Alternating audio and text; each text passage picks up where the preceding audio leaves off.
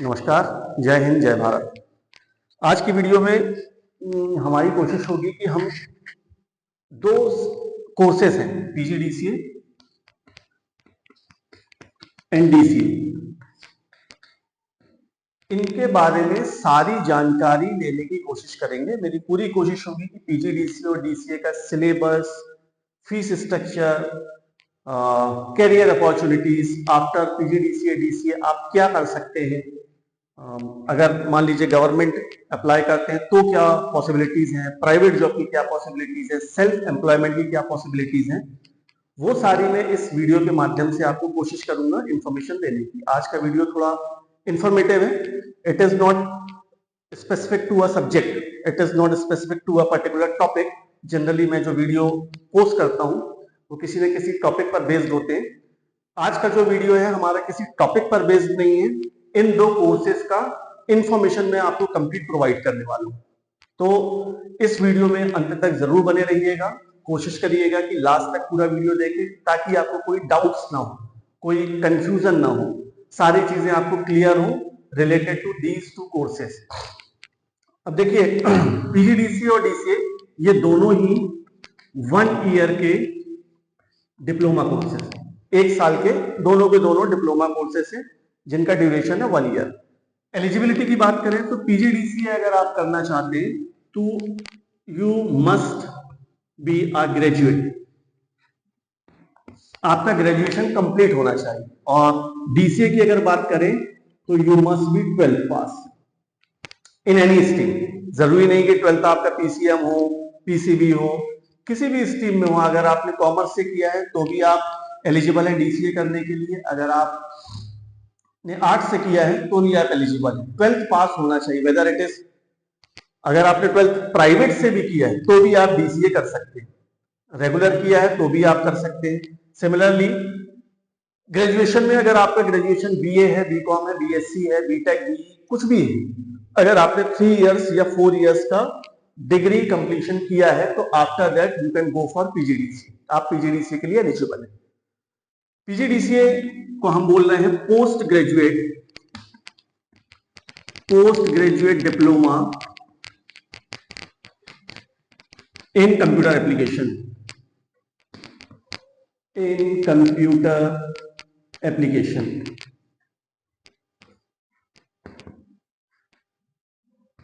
This is the full form of PGDC. PGDC का जो पूरा नाम है वो है post graduate diploma in computer application, और डीसीओ को हम बोलते हैं डिप्लोमा इन कंप्यूटर एप्लीकेशन। नाम से ही समझ में आ रहा है ये है post graduate, that means after graduation you can go for PGDCA.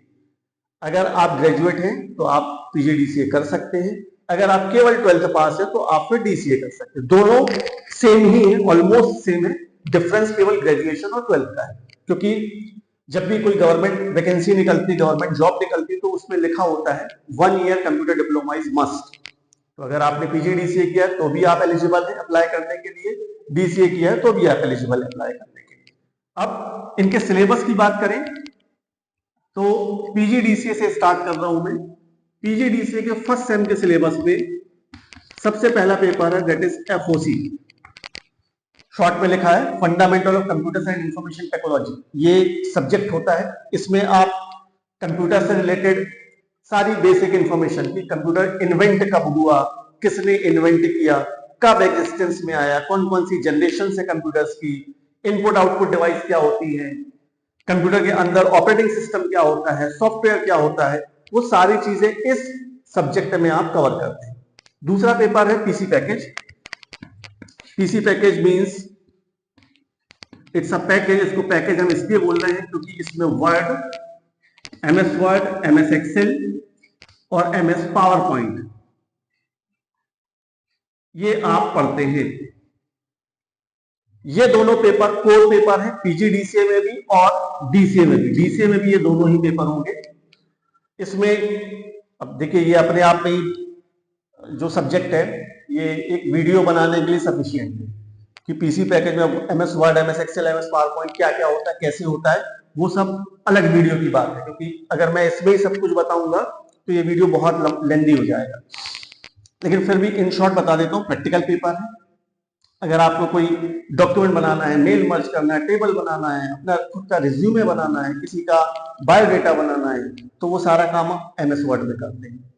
Excel में ट्रेंडिंग ही चल रहा है, बहुत सारे वीडियोस आप देख रहे होंगे फेसबुक पर, इंस्टाग्राम पर, यूट्यूब पर। एडवांस एक्सेल बहुत चल रहा है, पावर बीआई बहुत कुछ चल रहा है एक्सेल को लेकर। तो एक्सेल अपने आप में एक बहुत बड़ा सब्जेक्ट है और बहुत सारी कंपनीज जो है वो एक्सेल बेस्ड काम करती भी है और बहुत सारे जॉब भी उसमें एक्सेल से रिलेटेड निकलते भी रहते हैं। पावर पॉइंट की अगर बात करें, अगर आपको कहीं पर कुछ प्रेजेंटेशन देना है किसी कंपनी में या अपने स्कूल कॉलेज में या कहीं और पर भी किसी पर्टिकुलर टॉपिक पर प्रेजेंटेशन देना है, तो अच्छी प्रेजेंटेशन आप कैसे बनाएंगे, वो सारा कुछ आप इसमें सीखते हैं कि एनिमेशन कैसे लगाएंगे, टाइमर कैसे सेट करेंगे, और बैकग्राउंड में अगर आपको कोई म्यूजिक देनी है, कोई ऑडियो देना है, तो वो सब कैसे देंगे, वो सारा कुछ आप पावर पॉइंट में सीखते हैं।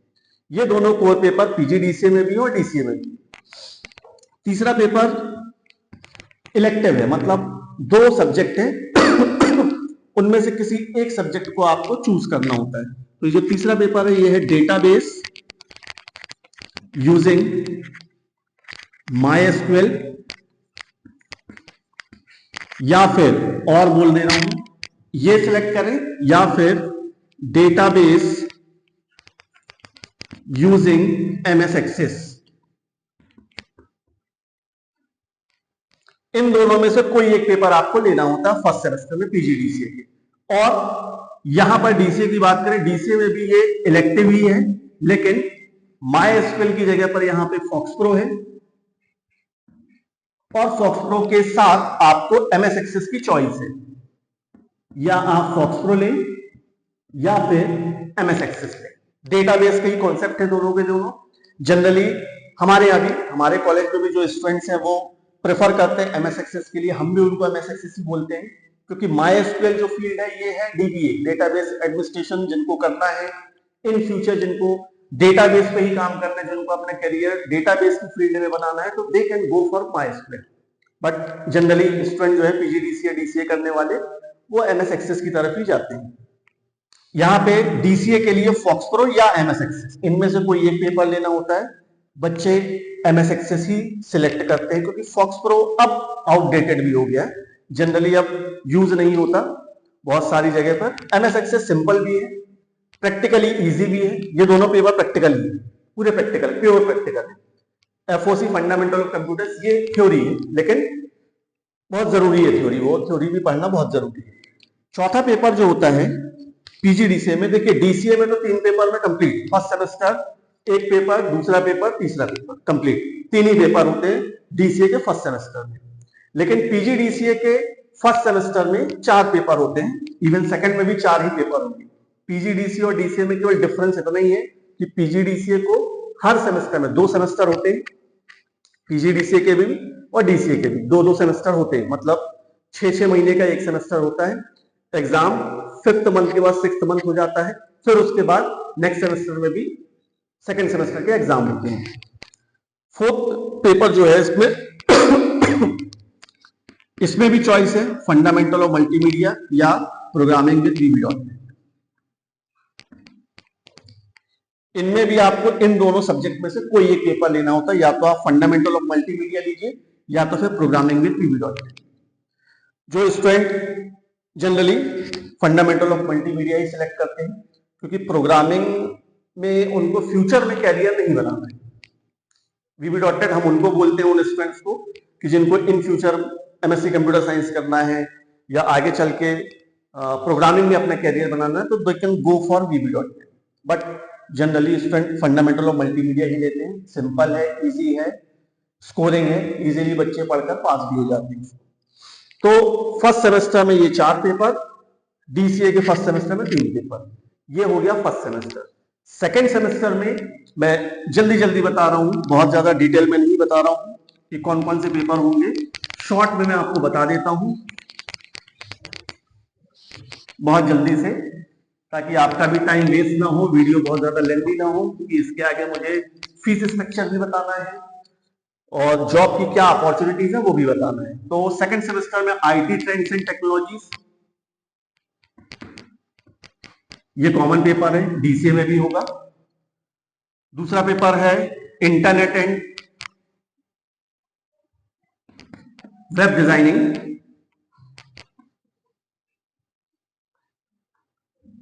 यहां पर डीसीए में वो इंटरनेट एंड ई कॉमर्स हो जाता है, केवल इतना ही डिफरेंस होता है, थोड़े से यूनिट वाइज टॉपिक्स का डिफरेंस होता है। इस पेपर में आप पढ़ते हैं how to develop a website, HTML पढ़ेंगे, CSS पढ़ेंगे, जावास्क्रिप्ट पढ़ेंगे, वर्डप्रेस पढ़ेंगे, और हम किसी वेबसाइट को लाइव कैसे अपलोड कर सकते हैं, अपडेट कर सकते हैं, हम परचेज कैसे कर सकते हैं, डोमेन वगैरह, वो सारा कुछ आप इसमें सीखते हैं। डीसीए में भी सेम यही दोनों कोर पेपर डीसीए में को भी होंगे। तीसरा पेपर है टैली या फिर DTP with page maker and Photoshop. तो जनरली स्टूडेंट टैली ही पढ़ते हैं क्योंकि टैली डिमांडिंग भी है। यहां पर कोरल ड्रॉ या फिर डीटीपी, इन दोनों में से कोई एक पेपर सिलेक्ट करना होता है। मैंने पूरा नाम नहीं लिखा है, जब कभी आप कमेंट करेंगे या पूछते हैं कि पूरा डिटेल में बताइए कि सब्जेक्ट कौन सा है, तो मैं जरूर बताने की कोशिश करूंगा।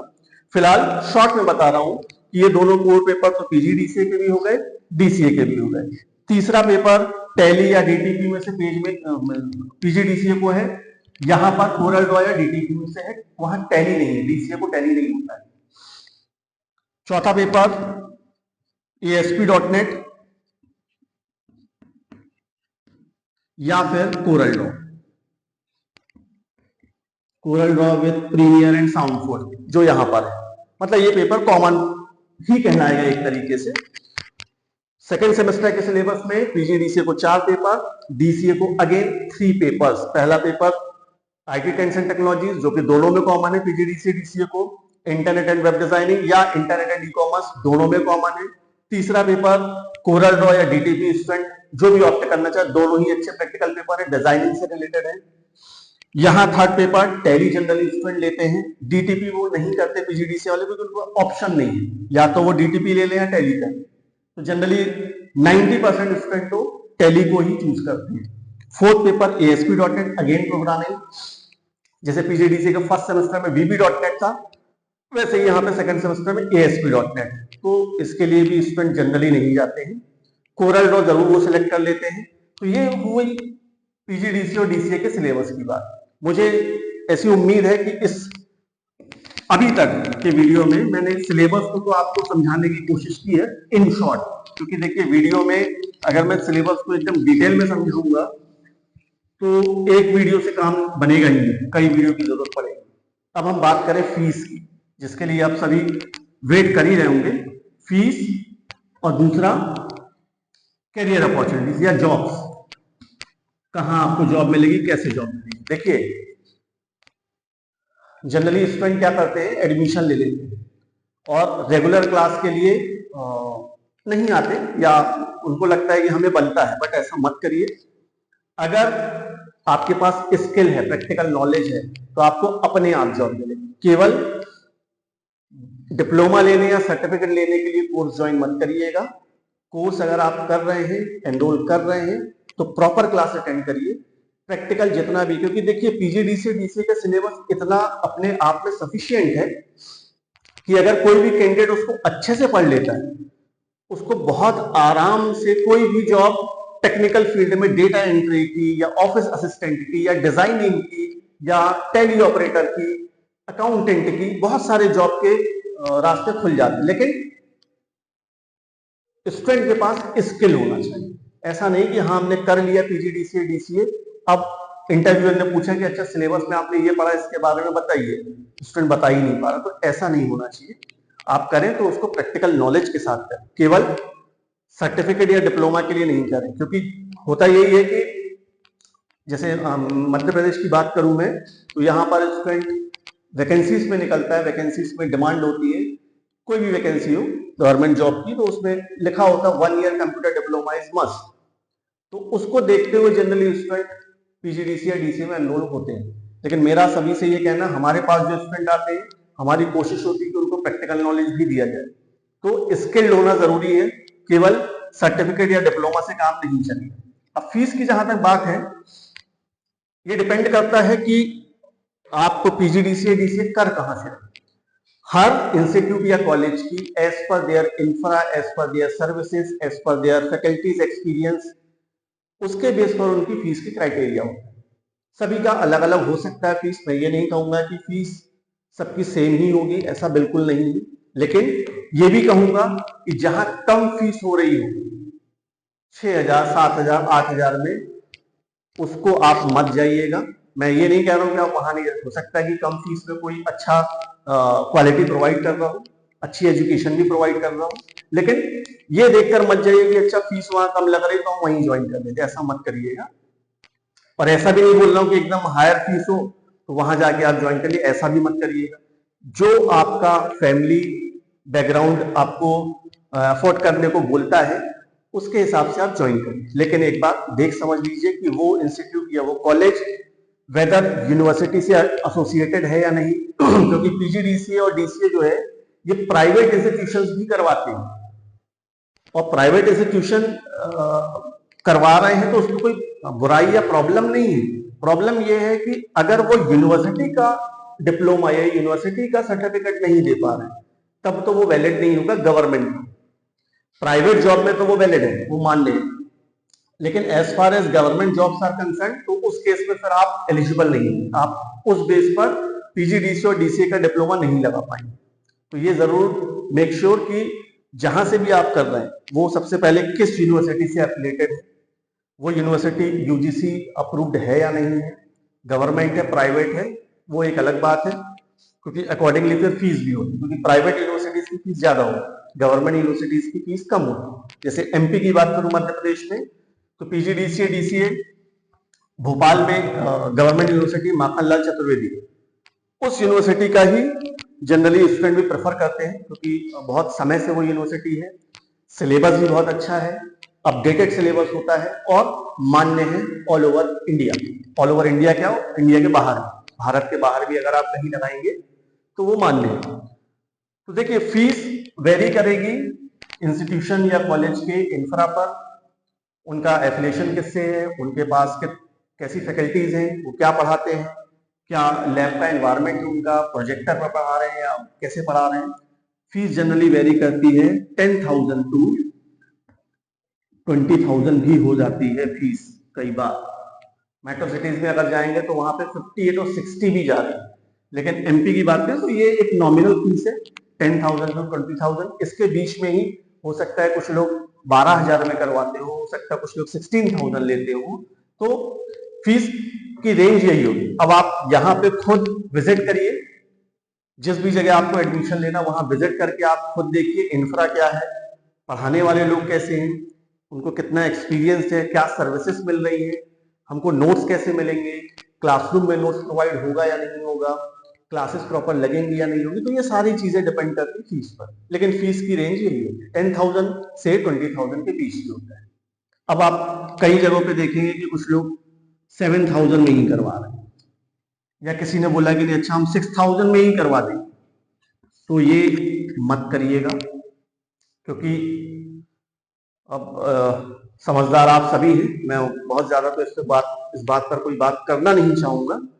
मैं बस इतना एक स्टैंडर्डाइज वे में बोलना चाहूंगा कि एक स्टैंडर्ड फीस ही हो, इसके अलावा आपको और कोई फीस, जो यूनिवर्सिटी की डिप्लोमा की फीस है वो एक अलग बात है, क्योंकि इन फीस में आपका एनरोलमेंट, एग्जामिनेशन, ये सब इंक्लूड होता है, इससे ज्यादा फीस आपको नहीं लगेगी। अब जॉब्स की बात करें तो अगर आपने पीजीडीसी या डीसी अच्छे से किया है, बार बार बोल रहा हूं, अगर अच्छे से किया है तो सबसे पहले तो आप गवर्नमेंट जॉब्स में अप्लाई कर सकते हैं। जितने भी गवर्नमेंट जॉब जहां पर डिमांड किया है 1 ईयर कंप्यूटर डिप्लोमा, वहां तो आप अप्लाई कर ही सकते हैं। लाइक पटवारी के एग्जाम हो गए, या ग्रेड 2 के हो गए, या एसएससी सीजीएल वगैरह में भी हाई कोर्ट के जॉब्स हो गए, वहां सभी जगह मांगा जाता है, क्योंकि वहां टाइपिंग चाहिए, क्योंकि पीजीडीसी डीसीए में टाइपिंग इंक्लूड है, जिसके लिए एमपी गवर्नमेंट एक अलग एग्जाम करवाती है सीपीसीटी का। ये एक अलग एग्जाम ही है, क्वालिफाइंग एग्जाम है। इस पर जब कभी आप कमेंट करेंगे तो अलग से वीडियो में इस पर बना दूंगा कि ये क्या है, इसमें क्या होता है। लेकिन हाँ ये जरूर है कि अगर आप ये पीजीडीसी डीसीए कर लेते हैं तो आपका ये सीपीसीटी आप आराम से क्लियर कर देंगे, अगर आप अच्छे से करते हैं तो। गवर्नमेंट जॉब के अलावा प्राइवेट जॉब में अगर आपको डेटा एंट्री की जॉब मिल सकती है, डेटा एंट्री की फील्ड में आप जा सकते हैं। अगर आपने ग्रेजुएशन किया और पीजीडीसी किया, क्योंकि डीसीए तो के बेस पे तो नहीं, लेकिन पीजीडीसी के बेस पर आप टीचरशिप के लिए भी जा सकते हैं। आप सेल्फ एम्प्लॉयमेंट की बात करें तो जैसे एमपी ऑनलाइन है, एमपी ऑनलाइन या सीएससी है, इस तरीके की सर्विसेज प्रोवाइड कर सकते हैं। तो बहुत सारे बैक ऑफिस ऑपरेशंस में जाते हैं। मल्टीनेशनल कंपनीज को जरूरत होती है कि भाई आपको मेल करते आना चाहिए, आपको मेल ड्राफ्ट करते आना चाहिए, आपको एक्सेल में शीट बनाने आना चाहिए, आपको अगर बोला जाए तो रिपोर्ट बना सको एमएस वर्ड में, वो सब कुछ आना चाहिए। तो कंपनीज की डिमांड होती है, तो आप बैक ऑफिस ऑपरेशंस की जॉब में भी जा सकते हैं। तो मुझे लगता है कि इतना मैंने जो कोशिश की आपको पीजीडीसी और डीसीए के बारे में बताने की, जितना मुझे नॉलेज था, जितना इस वीडियो में, छोटे से वीडियो में बताया जा सकता था, कोशिश मैंने पूरी की है। इसके अलावा भी अगर आपकी कोई क्वेरी होगी तो आप जरूर हम लोगों से बात करिएगा, कमेंट करिएगा। हमारे वीडियो को, हमारे चैनल को लाइक सब्सक्राइब जरूर कर लें, क्योंकि हमारे जो वीडियोस होते हैं वो ऐसे ही इंफॉर्मेटिव होते हैं या फिर किसी न किसी प्रैक्टिकल सब्जेक्ट पर बेस्ड होते हैं, किसी टॉपिक पर बेस्ड होते हैं। तो आने वाले समय में आप अगर ये सब्सक्राइब कर लेते हैं तो डेफिनेटली आपको बहुत सारे फायदे होने वाले हैं। आप किस कोर्स में एडमिशन लेना चाहते हैं वो जरूर बताइएगा, पीजीडीसी या डीसीए। इंतजार रहेगा आपके कमेंट्स का। नमस्कार, धन्यवाद, जय हिंद, जय भारत।